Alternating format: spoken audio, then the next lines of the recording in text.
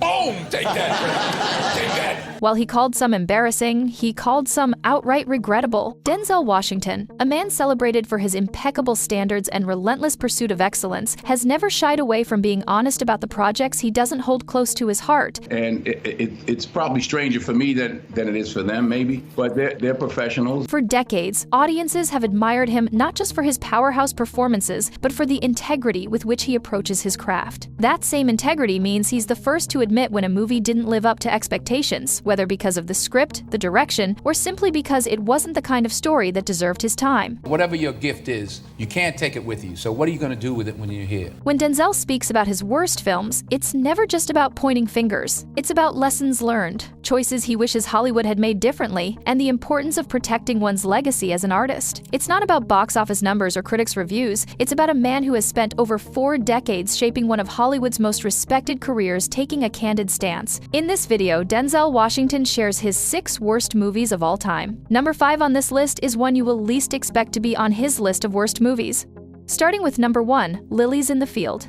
When it comes to cinematic history, Lilies of the Field significantly holds a special place because it earned Sidney Poitier his groundbreaking Academy Award. But for Denzel Washington, a man who deeply respects Poitier's legacy, the movie is far from flawless. In fact, when once asked to choose between Lilies of the Field and In the Heat of the Night, he immediately went for the latter, suggesting that Lilies simply did not measure up in his eyes. For Denzel, a film is not just about historic recognition, but about substance, tone, and resonance, and Lilies of the Field falls short on those counts. One of the reasons Washington considers Lilies of the Field among the weakest films he has seen is its simplicity. To him, the story, about an African-American handyman helping a group of European nuns build a chapel, leans too heavily on sentimentality rather than depth. Denzel has always spoken about the importance of characters with complexity, who wrestle with moral, social, or emotional conflicts. In Lilies, Homer Smith, played by Poitier, is written in broad strokes. While Poitier's performance elevated the role, the script itself didn't allow for the raw, layered storytelling that Denzel admires. Compared to In the Heat of the Night, which dives into racial tension, pride, and survival, Lilies feels like a watered-down showcase. Another factor is how the film frames race and identity. Washington has built his own career on refusing roles that diminish the strength or dignity of black men. While Lilies of the Field is a positive portrayal on the surface, Denzel likely sees in it a kind of safe narrative, one crafted to comfort audiences of the 1960s rather than challenge them. The idea of a black man existing primarily to serve, teach, and ultimately walk away without keeping anything for himself may have resonated then, but to Denzel, it represents a missed opportunity. He prefers films where race is not softened or made palatable but confronted with honesty, as In the Heat of the Night does so powerfully. There is also the question of legacy. Denzel understands that Lilies gave Poitier his Oscar, but he may feel that it wasn't the performance or film that truly defined Poitier's greatness. From Washington's perspective, honoring Lilies more than In the Heat of the Night undervalues the kind of hard-hitting, socially resonant work that Poitier did elsewhere. When Denzel chose In the Heat of the Night over Lilies in that interview, he was making a statement. Real greatness comes from truth, not from simplified narratives crafted to win approval. The interesting thing is, Washington considers Lilies of the Field one of the weakest films he's encountered because it embodies everything he avoids: flat character development, sentimental storytelling, and an avoidance of harsh truths. For him, movies are about challenging audiences, provoking thought, and showcasing humanity in all its complexity. While Poitier made history with Lilies, Washington's judgment reveals his higher standard, that a film must not only succeed in the moment, but also carry timeless weight. By that measure, Lilies of the Field simply does not stand tall.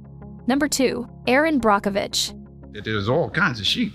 Not everybody wants to go right to the... This film is celebrated for its David versus Goliath appeal, but for Washington, who has always placed story and character depth above glamour or commercial sheen, the movie doesn't quite rise to the level of greatness. While he would certainly acknowledge Julia Roberts' magnetic presence, he likely views the film itself as over-celebrated and, in many ways, limited in its power. Starting with the movie's approach to heroism, Washington has long emphasized that real drama comes from moral conflict, ambiguity, and layered truths. In Erin Brockovich, the story is fairly straightforward. A single mother goes up against a massive corporation and wins. It's inspiring, yes, but also safe. To Washington, a man who gravitates towards stories like Fences, Malcolm X, or Training Day, the lack of deeper moral tension might make the movie feel simplistic. Erin never truly wavers in her fight, she's always right, and the corporation is always wrong. For Washington, this kind of binary storytelling misses the richness that great movies should deliver. Also, from Denzel's perspective, the movie leans too heavily on its star. Julia Roberts is magnetic, no doubt, but the movie places her performance above the storytelling itself. The supporting characters fade into the background, the ensemble feels underused, and the narrative ultimately revolves around Roberts' charisma rather than the collective fight of the community. For an actor like Denzel, who thrives in projects where every role matters and the story outweighs the fame of its leads, that imbalance stands out as a weakness. There's more. Erin Brockovich also softens the reality of its subject matter. Based on a true story, it could have been an unflinching look at environmental devastation and corporate greed. Instead, it becomes a courtroom fairy tale where obstacles are brushed aside for the sake of pacing, and the audience is never forced to sit with the discomfort of systemic failure. Washington has always valued authenticity in cinema, a commitment to showing the messy, often painful truth. This movie, for all its charm, avoids that rawness in favor of uplifting storytelling. And then there is the question of resonance. For Denzel, films are at their best when they illuminate society at large, when they speak not just to one extraordinary person's victory, but to the broader struggles people face every day. Erin Brockovich narrows its focus to the triumph of a single woman, and while inspiring, it doesn't fully engage with the bigger picture of injustice. That limited scope makes it less powerful in his eyes, more personal fable than profound commentary. Though celebrated by many, to Washington, it feels hollow compared to the kind of films he admires. It entertains, it uplifts, but it doesn't challenge, and it doesn't dig deep. Number 3. Joker. But I'm not going to sit or stand on any pedestal and tell you about Joker, 2019, arrived with thunder, praised as daring, gritty, and a bold new take on the superhero genre. Joaquin Phoenix's performance won him an Academy Award, and the movie quickly became a cultural talking point. Yet for Washington, who has always looked at cinema through the lens of depth, truth, and the bigger picture, Joker did not hold the greatness others assigned to it. For Washington, the first issue was the way Joker frames mental illness. On the surface, it claims to explore a man's descent into madness, but it reduces that journey to a series of violent breakdowns. Washington has always been careful about how marginalized groups are portrayed on screen, whether racial, social, or psychological. To him, Joker feels like it exploits mental illness for shock rather than confronting it with honesty. Again, Washington gravitates toward films that respect the human struggle without sensationalizing it. In this story, the complexity is overshadowed by chaos. Moreover, the film's obsession with darkness doesn't seem to have balance. Denzel has often chosen roles in films that show hardship, but also offer a glimpse of redemption, love, or resilience. Joker, however, closes that door completely. Its worldview is bleak from start to finish, offering no light, no counterweight, and ultimately no deeper lesson. For Washington, who has spoken about the responsibility of storytelling, such a narrative feels empty. It shocks, it unsettles,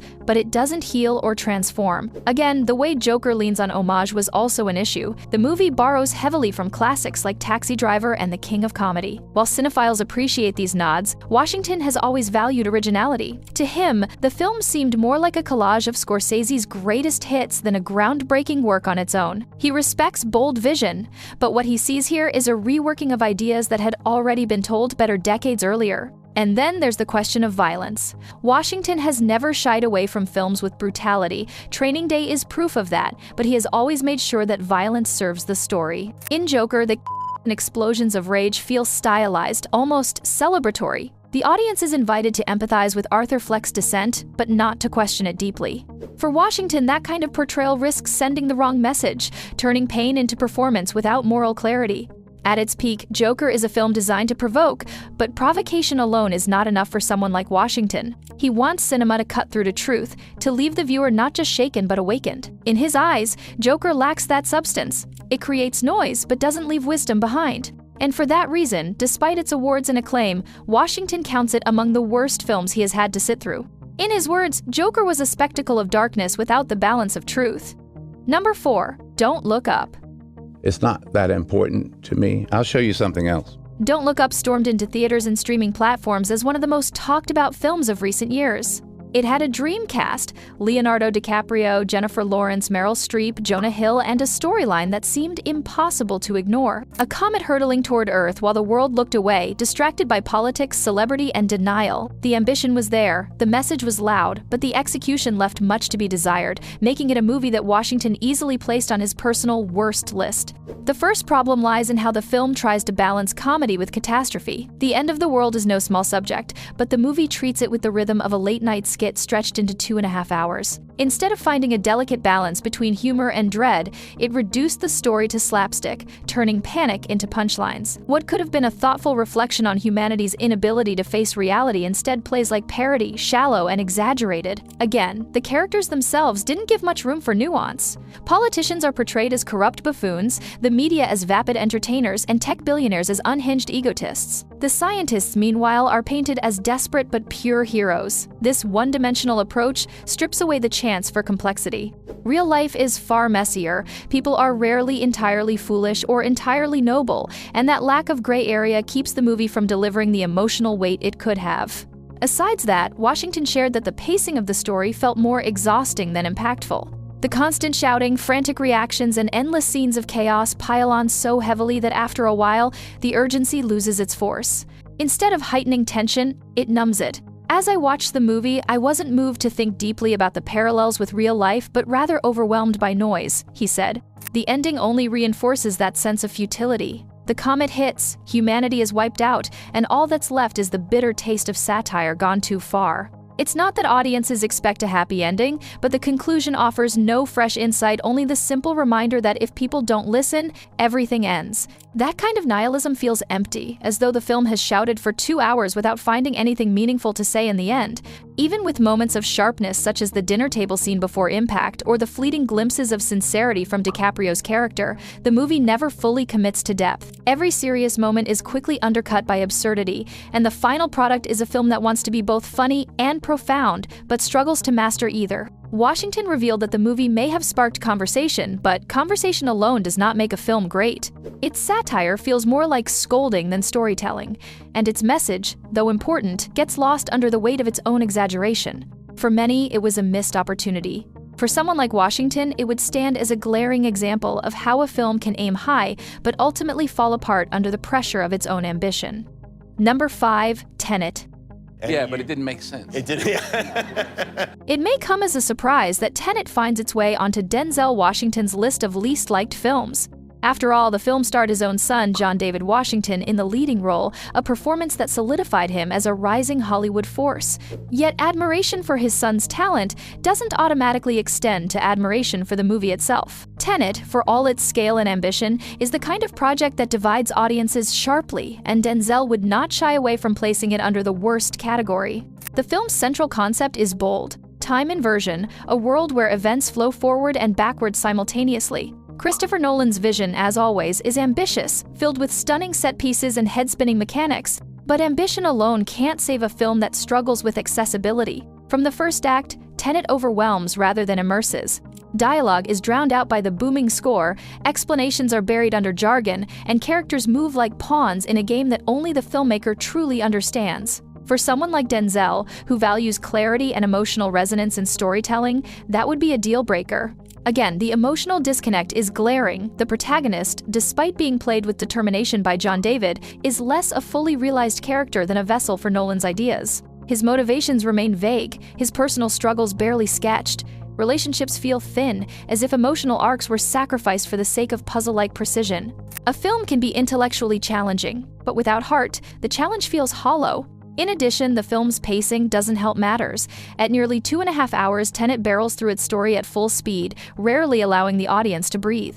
Scenes jump from one global location to the next, explosions and shootouts dominate the screen, but the result is more exhausting than thrilling. By the time the climactic temporal pincer movement arrives, many viewers are too lost to care deeply about the outcome. The irony, of course, lies in the presence of John David Washington. His performance is measured, charismatic, and grounded. He gives the film its strongest anchor. Yet even his effort can't fully humanize the story. For Denzel, this creates a bittersweet contradiction: immense pride in his son's growth as an actor, paired with disappointment in the project itself. It's the rare instance where family pride doesn't outweigh artistic criticism. Eventually, what it means is that Tenet is a film that confuses spectacle with substance in the view of Washington. It dazzles visually but fails to connect emotionally. It offers high-concept thrills but leaves its audience detached.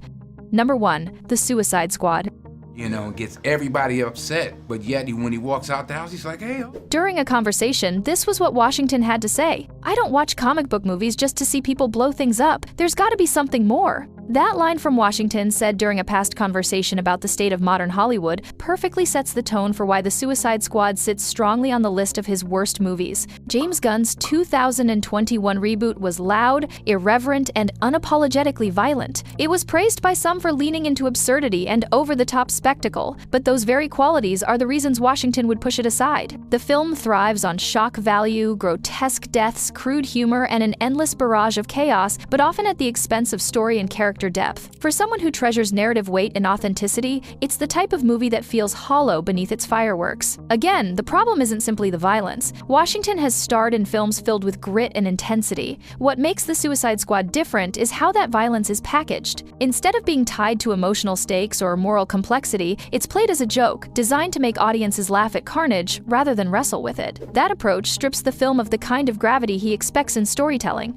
Even the characters, while colorful, are mostly caricatures. From Harley Quinn's manic energy to Peacemaker's exaggerated patriotism, they're designed to entertain but not necessarily to be understood. Very few moments invite the audience to connect with them on a deeper level. Even when the script attempts emotional beats, such as Ratcatcher 2's bond with her father or Bloodsport's strained relationship with his daughter, they are quickly overshadowed by the movie's need to rush back into absurd spectacle. Another sticking point for Washington is the lack of restraint. Washington has always emphasized the value of precision in performance and storytelling, the idea that less can be more. The Suicide Squad, by contrast, operates on the principle of excess. Every sequence tries to outdo the last. Every joke is bigger, every explosion louder. Instead of carefully building tension, the movie drowns the audience in noise, leaving little room for reflection. And while some viewers saw Gunn's irreverence as a fresh take on superhero cinema, for Washington it represents what he once called style over substance. Beneath the colorful visuals and clever one-liners, the story is thin, a familiar mission narrative dressed up in chaos. Without the backbone of layered storytelling, spectacle alone doesn't hold much weight for him. Yes, The Suicide Squad delivers entertainment for those who enjoy comic book mayhem at its most unrestrained. But entertainment for Washington is never enough if it doesn't move, inspire, or challenge. That's why, even with its cult following and critical praise, this movie lands firmly among the movies he dismisses. To him, it's proof that Hollywood sometimes mistakes noise for meaning and comedy for depth. Let's know your thoughts in the comment section. Subscribe to this channel for more videos like this. Like and share.